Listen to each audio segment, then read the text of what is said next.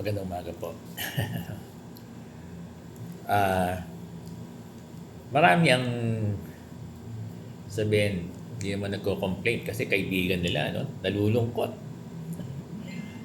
Nalulungkot sila kasi nag-co-maker sila sa co-teacher nila. Probably kaibigan niya yan.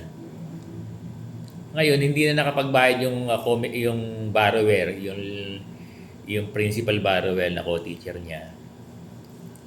Kaya kaya pati siya nag-garnish. 'Di ba? Walang nakukuha dun sa co-teacher niya. Siya medyo malaki pa yung kanyang net. Ang nangyari, ginarnish siya. Kaya dalawa sila nagbabayad doon sa utang nung co-teacher niya. At maraming case na ganyan. Kaya lang, 'di ba, yung mga teachers kasi hindi mahindian. Hindi mahindian.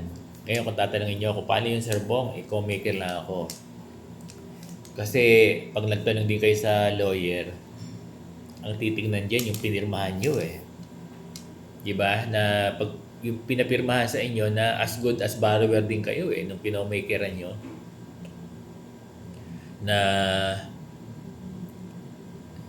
sabihin, kung hindi makakabayad yung principal borrower, ang mag-shoulder yung co-maker. Kaya talagang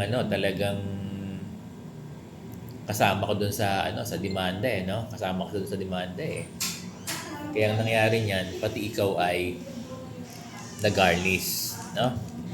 Pati ikaw ay nag-garnish. 'Di ba yung isa doon sa kapuso mo, Jessica Soho? 'Di ba sabi ni Jessica Soho, ni Miss Jessica Soho, na ikaw co-maker, 'di ba? Yung teacher na siya ay co-maker lang, pero nag-garnish din siya. Alam nyo, mahirap yan mahirap yan i-resolve. Talagang talagang may ruling kasi yung korte na hindi ka in-spare.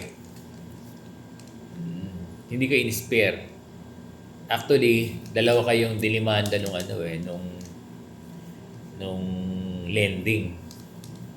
Ngayon, pinaboran yung lending, pati ikaw, sama sa garnish. Kasi pinakita as proof yung pirma mo na ikaw ay co-maker at nakalagay naman doon na failure of the principal borrower na makapagbayad, yung co-maker ang mag-undertake ng pagbabayad. Yun ang malungkot na parte.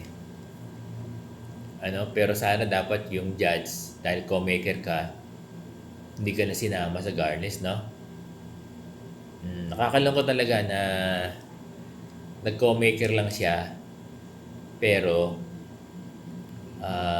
pati siya nag-garnish. May mga case nga na hindi ko teacher di ba? Minsan parang may case yata na hindi naman niya kilala.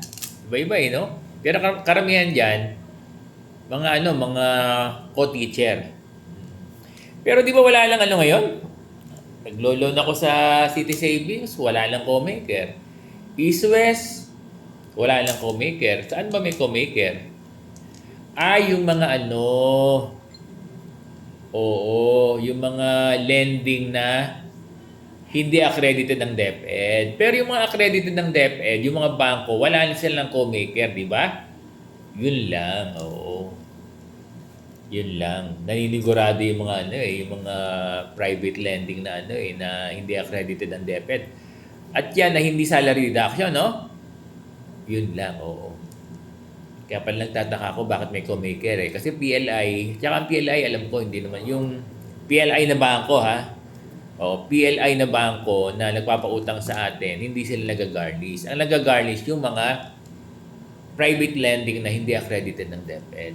Yun pala. Naintindihan ko na. Kaya pala may co-maker. So, mahirap Mahirap pa kung ganyan na nag-garnish na kayo. na may ruling na yung korte. O ang kakailanganin dyan ay ano, yung mga process na sinasuggest natin, mag-a-appeal kayo sa judge, sa sheriff. Yun lang ang pwedeng gawin dyan eh. At aantayin natin yung DepEd kung magagawang over the counter na lang ano, yung mga benepisyo ng guro. Oo, kasi hanggat garnish yan, eh hindi yan malilip. Hanggat hindi nakakabayad ng sabihin kung ano yung naka-indicate na amount na babayaran nyo with the principal borrower, hindi yan malilip siya. Kaya matagal na panahon yan, ano? So talagang nakakalungkot. Nakakalungkot yung sinasapit ng mga borrower.